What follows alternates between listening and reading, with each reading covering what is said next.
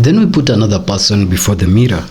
In this episode, ladies and gentlemen, we want to put before the mirror Honorable Kalonzo Stephen Musyoka. With me and Cicely, and even those ambassadors, are they Sijeni, and I think Lumalas was there.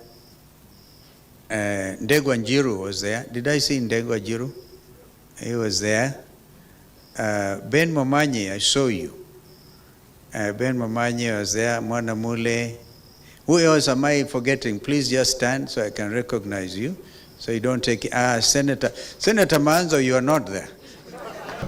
Honorable Kalonzo Stephen Musyoka, who was the Vice President of Kenya between the period of 2007 and 2012 under the second term of the presidency of Mwai Kibaki, is also a co-principal of the United Opposition now, and most likely the individual that the United Opposition might rally behind in the 2027 elections. But before we detail that in much details, ladies and gentlemen, if you're joining the People's Mirror KE for the first time, you will notice that we are actually a very small channel. We are affiliated to the Civic Lens, which is our parent channel, and so we welcome you and request you very kindly to also subscribe on this channel so that we report to you what happens in the Kenyan political scene as it happens.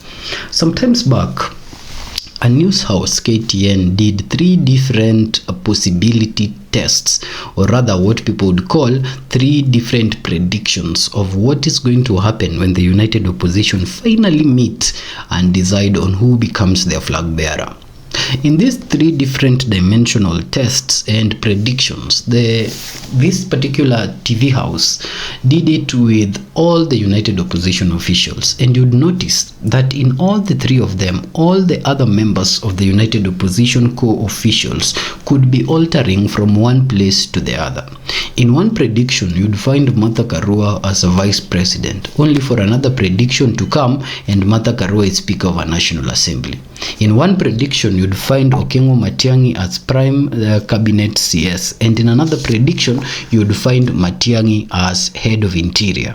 But out of the entire prediction, one name consistently kept being at the top. The name was Kalonzo Stephen Musyoka. So as early as then, when this news house was doing the prediction, they had predicted that the United Opposition, when they finally resort to the final day of making the determination, would most likely pick Honorable Kalonzo Stephen Musyoka.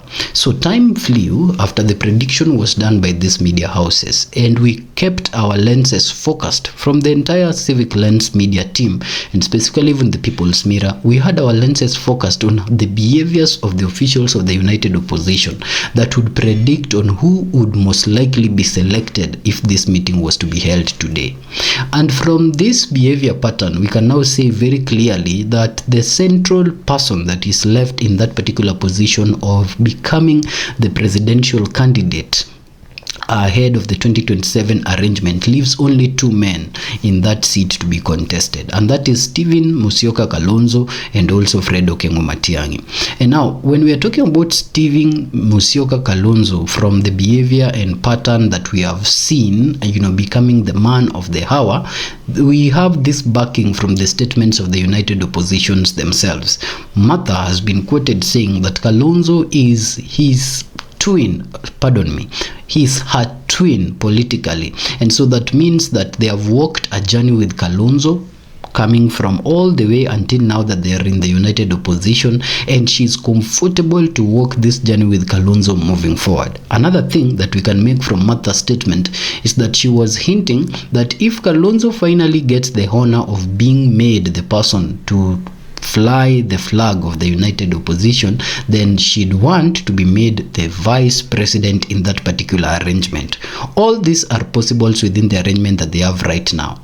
When you think of Justin Muturi's relationship and Kalonzo, you'd see that Justin Muturi entirely reveres Kalonzo, respects Kalonzo, and would be comfortable with working with Kalonzo as the presidential flag bearer.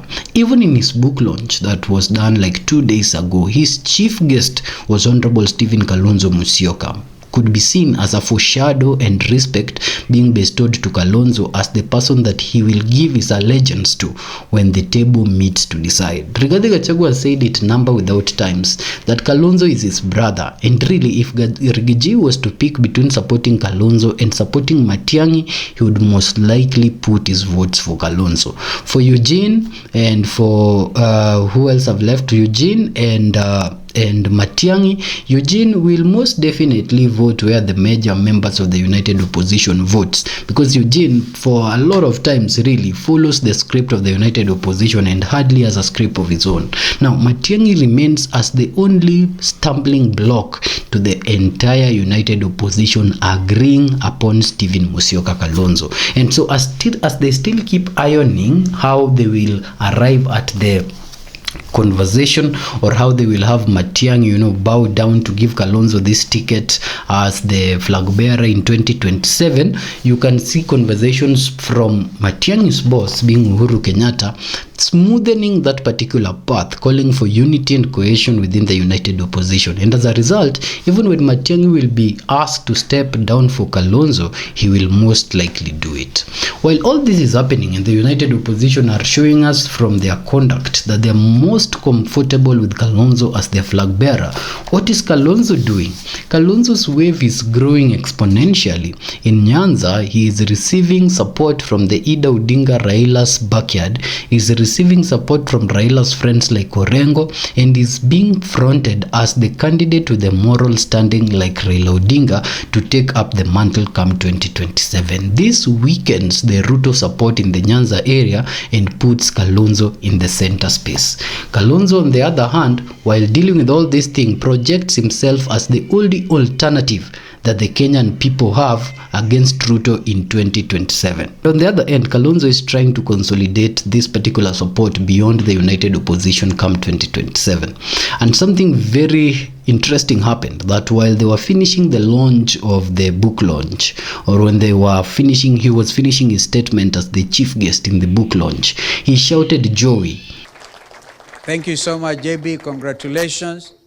If I say the fight for order, I will add Joey. Joey. Joey. Joey. Yeah, buffaloes. I'm a buffalo soldier. I hope if I've annoyed you, I do not ask for your forgiveness. In the spirit of JB. And he tied that with a statement that he was not apologetic to anyone that he might have offended by shouting that statement in that particular backyard. So he's trying to project himself as a unity candidate that will serve the nation beyond just the United Opposition, but way bigger into the bigger spectrum of the Kenyan space, including the orphans of Raila Odinga politically. While he's shouting these particular statements in the backyard while they are sitting with Rigathi Gachagua, considering the statements that have been made since Raila's death with Rigathi Gachagua, then it is sending some message beyond the space of the United Opposition that if we are to win this particular election, then we are even to tap into the orphanage group of Raila Odinga. That is Kalonzo's grand idea.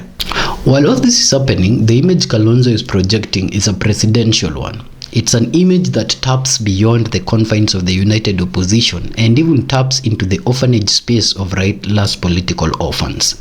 And the reason why Kalonzo is doing this, funny enough, when he was finishing his speech at the book launch, he shouted Joey actually twice. And he tagged that with a statement that is not really apologetic to any individual that could have been offended as a result of making those statements. Funny because, this is happening in a confined space where Rigathi Gachagua was, and you can remember the statements that have been made by the ODM party leadership regarding Rigathi Gachagua's friends and how they view that friendship in terms of their own qualifications of friendships at the ODM space. But Kalonzo is sending this message that beyond the United Opposition is trying to project himself as a national leader that has the capability of even uniting the orphans that Raila has left behind, considering and knowing very, very well that the backyard of Raila Odinga now supports him. So moving forward, we are most likely to see a Kalonzo that portrays a national support and a national image, and we are likely to see the United Opposition now boldly coming out to start sponsoring and supporting Kalonzo as one of their own. We are yet to see how this particular arrangement is going to play within the Jubilee Party spectrum and Matiang'i's interest, but specifically that is the reflection or the image that we are seeing of Kalonzo when we put his object before the mirror.